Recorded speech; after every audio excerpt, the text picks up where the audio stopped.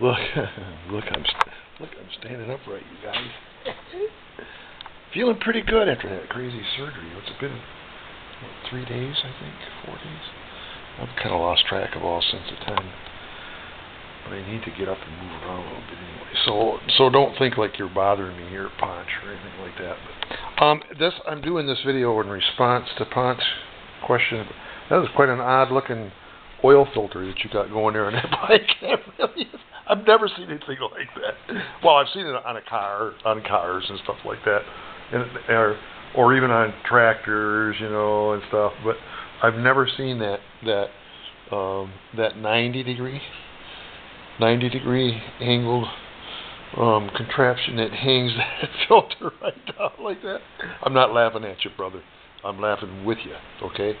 I mean, that's really kind of somebody's. Hey, Maggie's got one of those spin-on filters. Let me if I can get this light to get brighter. Even my lights got problems. Oh, you can see where Maggie's. I'm gonna get you down here inside of this R1 for a second if I can. Let you see where Maggie's oil filter is at. Can you see that in behind there? Okay, this is the shroud. That's our lower shroud. Back in behind there is a pipe. That's an exhaust pipe right there. Yep. Then you look way back in there. See that black circular thing right there that I'm shining on with a bolt welded on a nut welded on the top of it? I didn't weld that. They come like that. That's stock, a stock feature of that spin-on oil filter. But see where it's tucked way back in behind there? Well, they do that primarily so you're not flying down the road and hit like a crack in the road or something. Your bike suspension goes doing, and then that filter that you got hanging down there catches on something. It's going to rip that baby right off at a minimum, or at a maximum, puncture a hole in it just from a rock coming off the tire. So that's not. I mean, I wouldn't leave it like that. Even if somebody has modded it to the point that you can't put a stock canister back on it. These stock canisters are all over the place too, by the way. A lot of junk out there. A lot of junk bikes because they're old. But anyway, here's Maggie.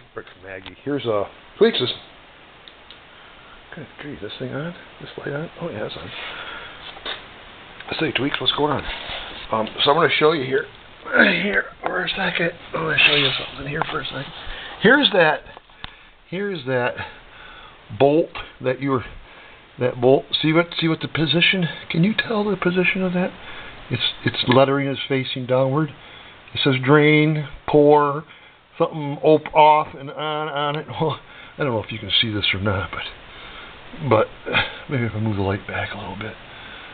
See how the lettering on mine is facing downward? That's the same. That's the position that it's supposed to be in for run. What was Yamaha even thinking?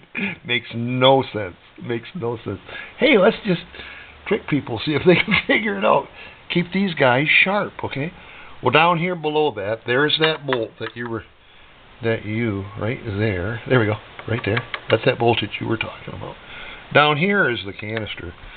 Down here is the oil. And this right here is the canister itself. See it? See that round with the fins on it?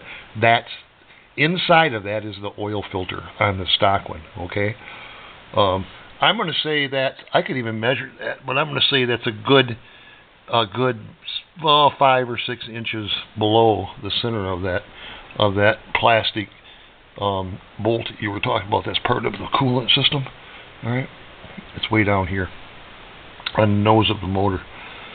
And you see that bolt right there? That goes through this canister? Okay, that bolt, believe it or not, is a hollow tube with threads on it, and that threads into the block. Now, am I telling you right? Yeah. Or does the block have a nipple sticking out of it? You guys can jump on here and tell us, because my mind just went blank.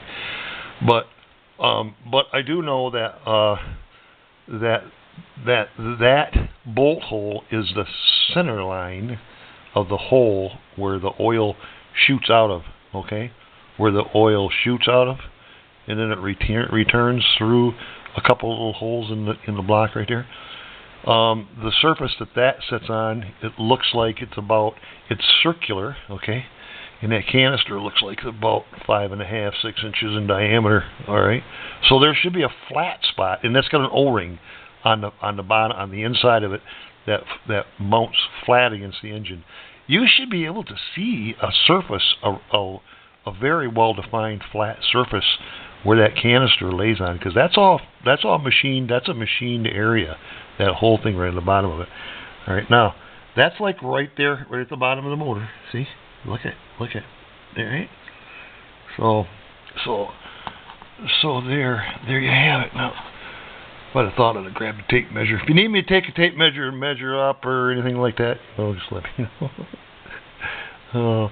All right, I got to see if I can get up now. Okay, there you have it. There you have it. That's the secret. Now the old man's going to try to straighten his back up and all that kind of stuff. I got little scars all over my body from where they've been cutting on me. Hold on a minute. It's kind of sore, but I try.